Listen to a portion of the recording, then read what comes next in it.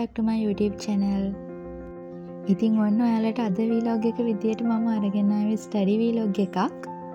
ඒ වගේම මගේ 2026 vision board එක හැදුනේ කොහොමද කියලා ඔයාලට මේ vlog එකෙන් බලා ගන්න පුළුවන්. එහෙනම් අපි යමු අද vlog එක බලන්න.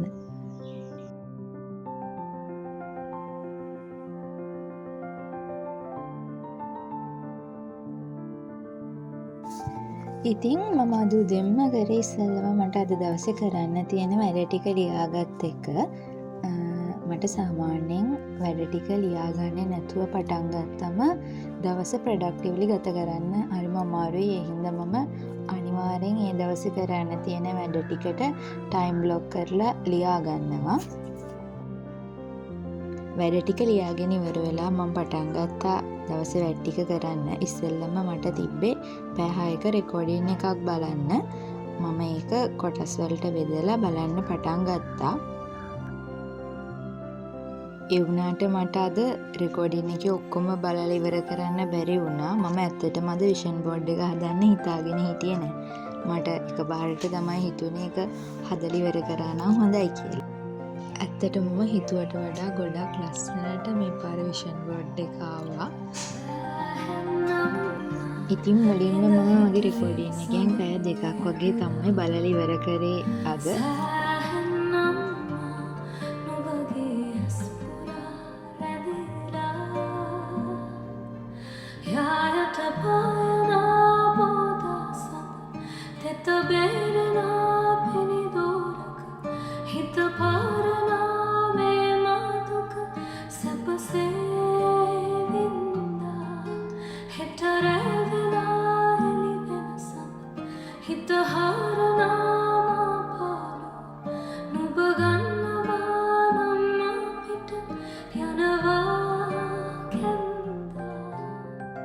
ඊට පස්සේ මම වැඩ කරලා ඉවර වෙලා පොඩි බ්‍රේක් එකක් ගත්තා.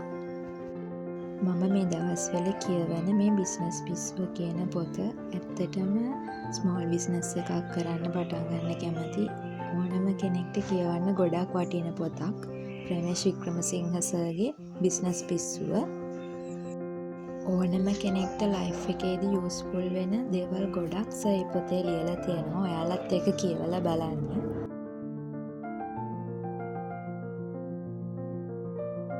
පොත කියවලා ඉවර වෙලා මම ආයෙත් වැඩ කරන්න පටන් ගත්තා. මගේ රෙකෝඩින් එකම තමයි මම බැලුවේ. ඒක තව ටිකක් බලලා ඉවර කරගත්තා.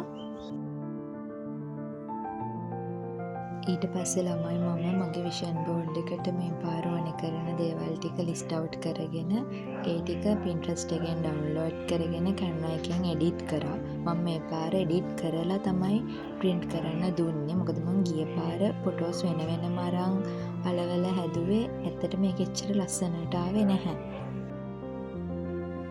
ඉතින් ඊට පස්සේ මම print out එක අරන් එන්න අම්මත් එක්ක ටවුන් එකට ගියා.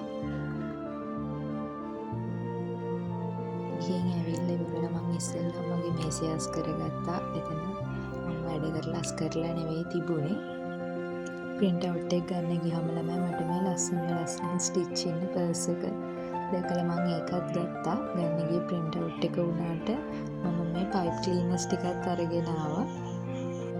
ඊට පස්සේ විෂන් බෝඩ් එක හදන එක ටිකකට පැත්තකින් තියලා මම Pinterest එකෙන් හොයලා මේ pipe cleaners වලින් මල් ටිකක් හදන්න ගත්තා. මොකද මට ගොඩ කාලෙක ඉඳන් ආසාවක් තිබ්බා ඒ වගේ මල් හදලා බලන්න. ඒ වුණාට මම try කරලා තිබ්බේ නැහැ. මේ මගේ first time. ඇත්තටම මම හිතුවට වඩා ලස්සනට ආවා ඒක.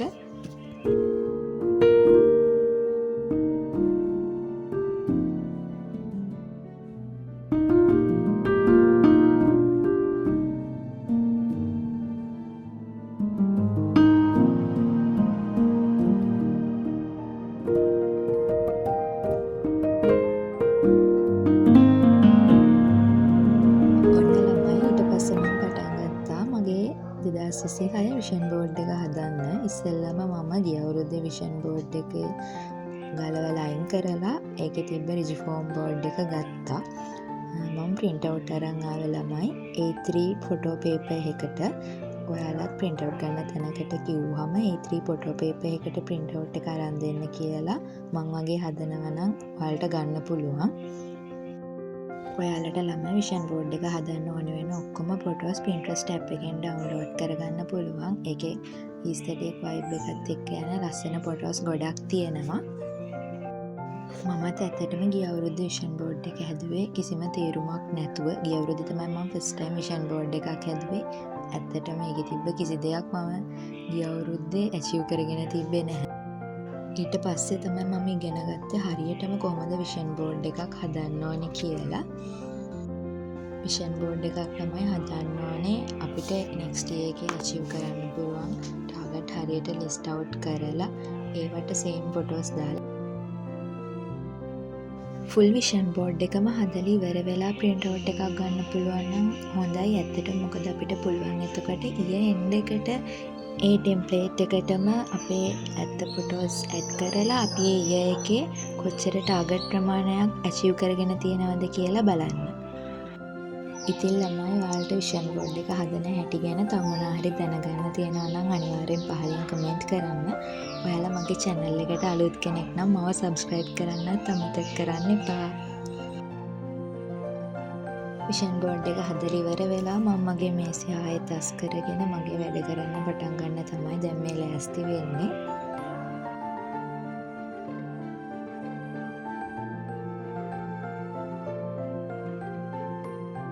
මට ආයේ රෙකෝඩින් එකම බලන්න කම්මැලි හිතුන හින්දා මම වෙන වැඩක් කරන්න ගත්තා. මට ඉතුරු වෙලා තිබ්බ නෝට්ස් වගේක් ලියලා ඒ ටික කම්ප්ලීට් කරන්න මම හිතලා ඒ ටික ලියන්න පටන් ගත්තා.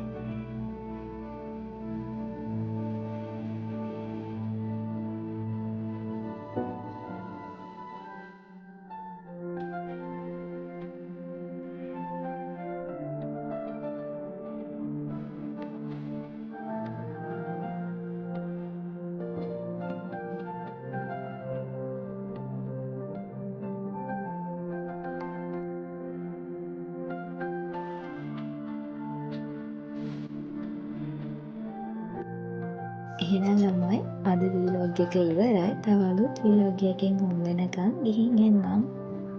අද වීඩියෝ එක කොහොමද කියලා කමෙන්ට් එකක් දාන්න අමතක කරන්න එපා.